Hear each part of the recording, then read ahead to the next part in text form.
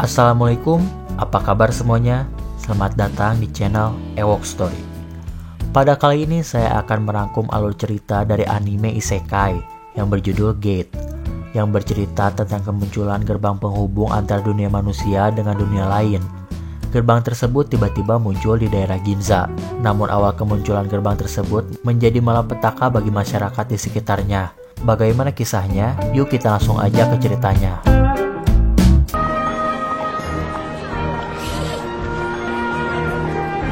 Pada suatu hari di saat sedang berlangsungnya pameran komik di Ginza, tiba-tiba muncul gerbang besar di tengah jalan. Orang-orang terkejut kala itu, dan berpikir jika itu adalah sebuah properti syuting. Tak disangka ternyata dari dalam gerbang muncul berbagai monster dan pasukan tempur, menyerang kerumunan warga yang berada di sana. Kekacauan mulai terjadi di Ginza, yang juga menewaskan banyak warga sipil. Di tengah keributan akibat serangan pasukan dari dunia lain, terdapat seorang laki-laki otaku yang membantu warga-warga serta menyelamatkan polisi yang diserang. Laki-laki tersebut bernama Itami Yoji, berumur 33 tahun, dan juga mempunyai latar belakang sebagai tentara Jepang. Itami ikut serta membantu evakuasi warga di sana.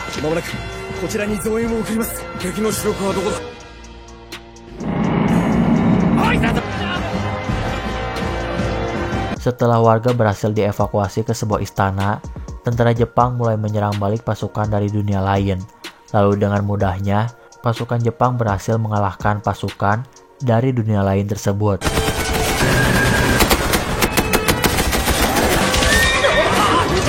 Beberapa hari kemudian, Itami meraih penghargaan karena telah ikut berkontribusi dalam evakuasi warga di Ginza. Itami juga naik pangkat.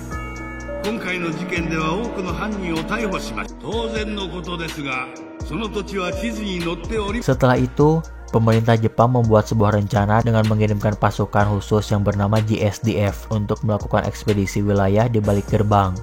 3 bulan kemudian, pasukan JSDF yang dipimpin oleh Jenderal Hazama mulai menjalankan misinya dengan melakukan ekspedisi di balik gerbang.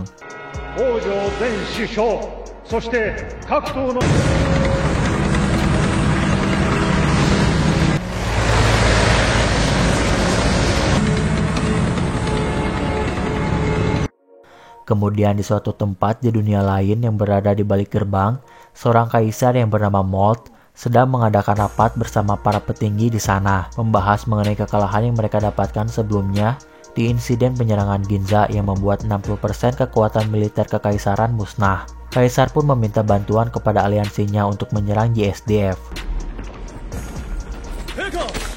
Beberapa hari kemudian, aliansi kekaisaran pun menyerang Bukit Arnus, tempat JSDF mendirikan markas, karena memang gerbang penghubung berada di Ginza dan Bukit Arnus.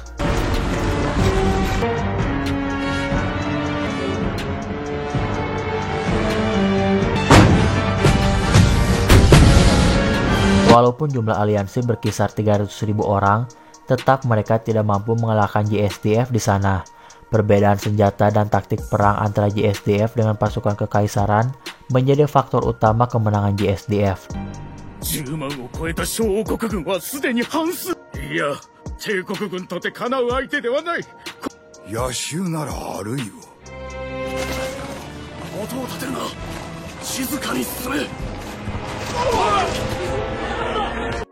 Lagi-lagi, dengan mudahnya JSDF mengalahkan pasukan aliansi. Kala itu Duran, seorang raja dari provinsi LB, menjadi orang terakhir yang berdiri. Namun tetap, beliau mendapati luka yang cukup parah.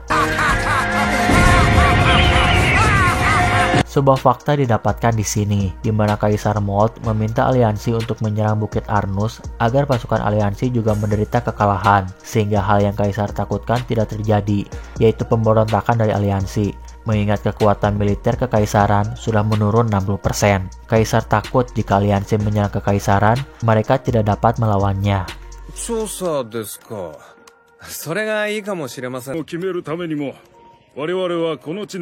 Sementara itu, di markas JSDF, Itamin diberi tugas untuk memimpin tim 3 menjalankan misi, yaitu mempelajari kehidupan di daerah tersebut.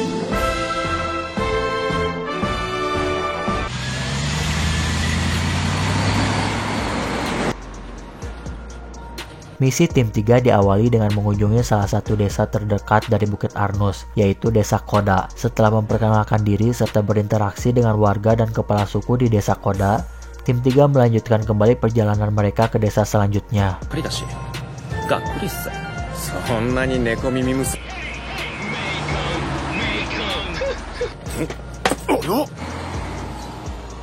Namun di tengah perjalanan, mereka mendapati seekor naga yang besar sedang membakar hutan, sehingga hutan menjadi lautan api di sana.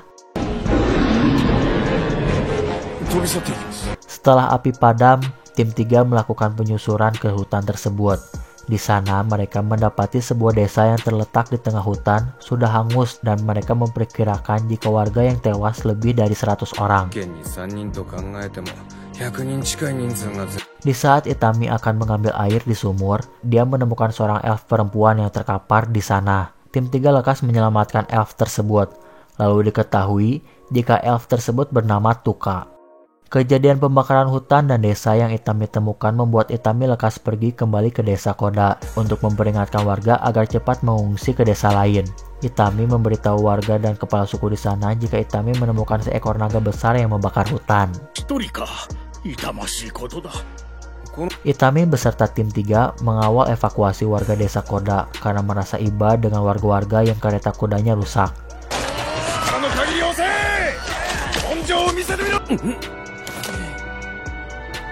Namun ternyata, di tengah perjalanan itu juga Itami bertemu seorang perempuan setengah dewa yang bernama Rory Mercury. Terlihat saat itu Rory menyukai kebaikan hati Itami.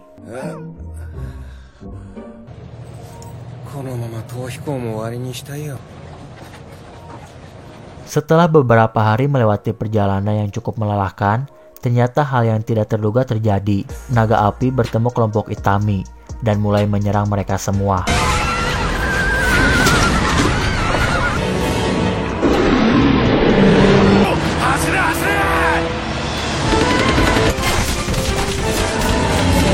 Itami bersama tim 3 mau tidak mau melawan naga api tersebut. Dengan bantuan Rory, Itami bersama tim 3 berhasil mengusir naga tersebut.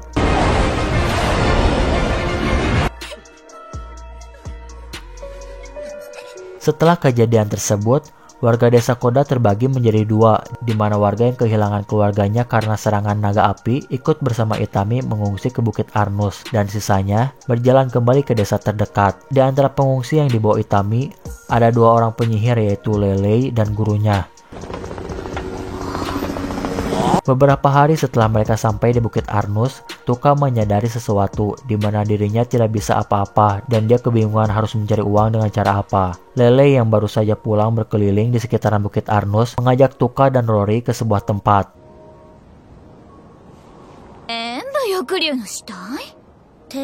Rory, Lele, Tuka melihat banyak sekali bangkai-bangkai naga dari sisa-sisa pertempuran di Bukit Arnus. Tuka dan Lele pun mulai memunguti sisik naga yang dikenal memiliki nilai jual tinggi di pasaran. Itami yang mengetahui hal tersebut tertarik untuk meneliti cara jual beli di dunia tersebut. Itami pun mengantar Tuka dan Lele ke kota terdekat, yaitu Italika, untuk melakukan transaksi di sana.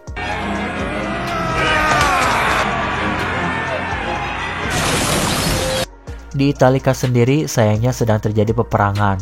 Italika diserang para bandit yang ingin menguasai Italika. Para bandit itu adalah sisa-sisa prajurit yang kabur dari peperangan di Bukit Arnus. Mereka memutuskan menjadi bandit, lalu menjara setiap kota yang mereka hampiri. Di Italika juga ternyata ada Putri Pina yang ditugasi oleh Kaisar Molt untuk memantau Bukit Arnus dan pasukan hijau, sebutan JSDF dari dunia lain. Putri Pina harus terjebak dalam perang dan melawan para bandit di Italika.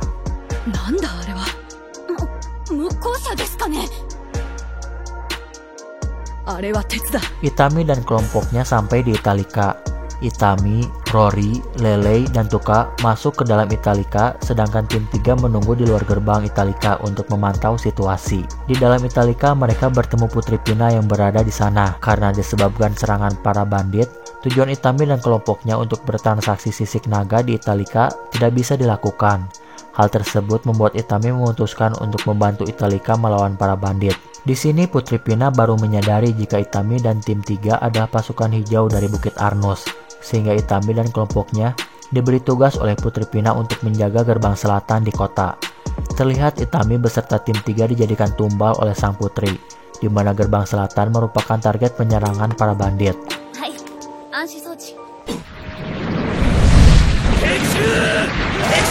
Di malam hari ternyata para bandit tidak jadi menyerang gerbang selatan. Mereka menyerang gerbang utara, yang di sana terdapat Putri Pina beserta pasukan Italika. Ternyata sebelumnya, utusan para bandit yang mengintai gerbang selatan melihat jika gerbang selatan dijaga oleh kelompok Itami. Mereka pun langsung mengubah arah serangan mereka ke arah gerbang utara. Setelah pertarungan semalaman, Putri Pina beserta pasukannya mulai terdesak. Di sana Putri Pina merasa malu untuk meminta bantuan ke pasukan Itami, mengingat perintahnya yang menumbalkan pasukan Itami. Namun ternyata Itami yang baik meminta bala bantuan ke markas saat malam hari, sehingga di pagi hari bala bantuan tersebut datang menyapu bersih para bandit.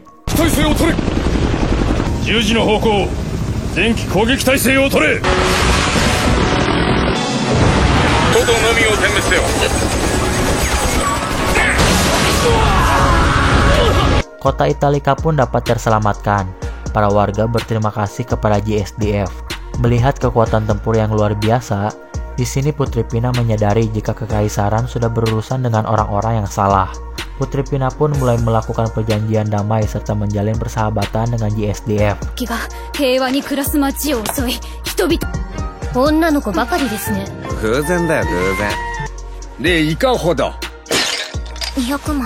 Setelah tujuan utama Itami selesai, yaitu mengantar Lele dan Tuka bertransaksi sisik naga, Itami beserta kelompoknya pun pulang ke Bukit Arnus karena menerima panggilan dari parlemen Jepang untuk melaporkan hasil dari misinya mempelajari kehidupan di dunia itu.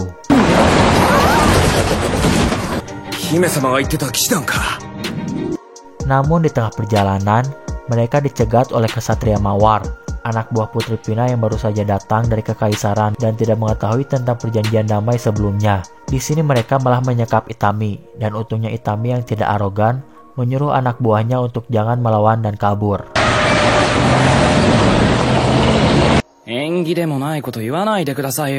Di malam harinya, tim 3 mulai menyusup ke Italika untuk menyelamatkan komandannya. Sementara di Italika sendiri, Putri Pina sangat marah karena anak buahnya telah menjadikan Itami sebagai tahanan. Putri Pina sangat khawatir jika hal ini dijadikan alasan JSDF untuk menyerang kekaisaran dan menggulingkannya. Lalu Putri Pina meminta Bozes, anak buahnya, untuk memberikan tubuhnya kepada Itami sebagai permintaan maaf. Sementara di sisi lain, anak buah Itami mulai masuk ke dalam istana Italika secara diam-diam.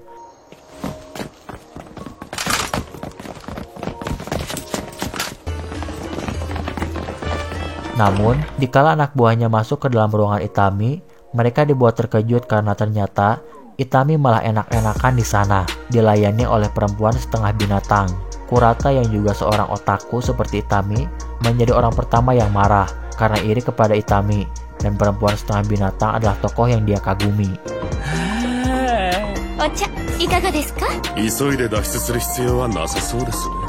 Kemudian Bozes yang sebelumnya disuruh untuk melayani Itami dengan tubuhnya sebagai permintaan maaf, memasuki ruangan tempat Itami berada. Di sana, Bozes merasa terhina karena tidak ada yang memperhatikannya, hingga Bozes kembali melampiaskan kekesalannya dengan menampar Itami.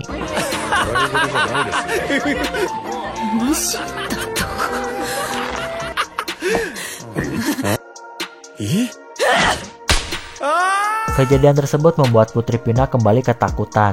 Putri Pina pun memutuskan untuk ikut dengan Itami ke Bukit Arnus agar dia dapat meminta maaf kepada atasannya secara langsung.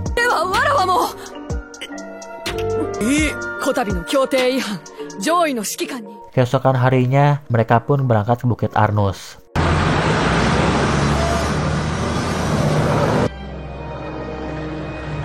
Di markas JSDF, sang putri disambut dengan baik. Dia pun mulai mengutarakan niatnya kepada Jenderal Hazama dengan bantuan Lele sebagai perantara. Keesokan harinya, di saat Itami akan berangkat menghadiri panggilan dari parlemen, Itami diminta oleh JSDF untuk membawa Tuka, Rory, Lele, Bozes, dan Putri Pina. JSDF ternyata berencana untuk mengenalkan mereka kepada parlemen Jepang dan dunia.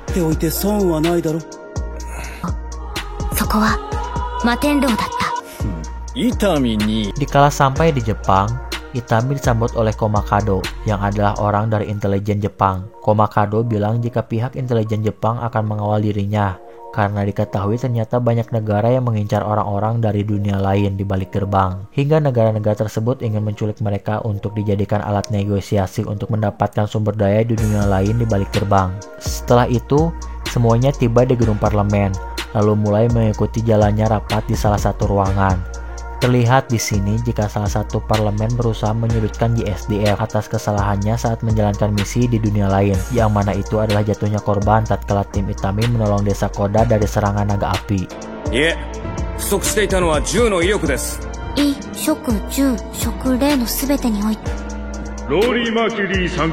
Lalu dikala giliran Rory yang berada di mimbar, Rory berhasil membungkam anggota parlemen yang berusaha menyudutkan JSDF, di mana Rory menjelaskan jika JSDF lah yang menolong penduduk desa Koda, dan seharusnya para anggota parlemen melihat dari sisi keberhasilan JSDF yang menyelamatkan lebih banyak warga desa Koda, meskipun harus ada beberapa yang mati karena serangan naga api yang dahsyat.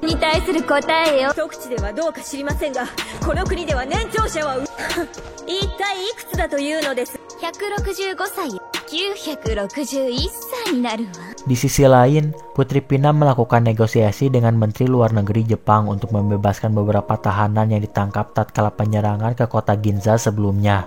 Putri Pina juga setuju untuk menjadi mediator perdamaian antara Jepang dengan kekaisaran di dunia lain di balik gerbang.